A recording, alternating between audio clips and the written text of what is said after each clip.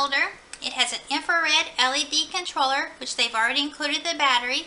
You will need 2 AAA batteries for the Dinosaur.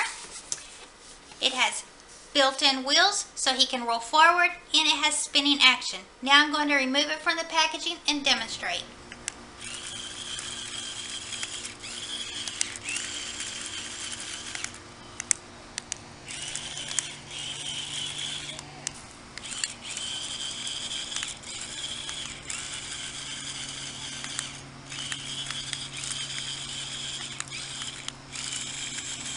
Well, you've seen Robotosaurus in action, and I just want to comment that he was very, very easy to use.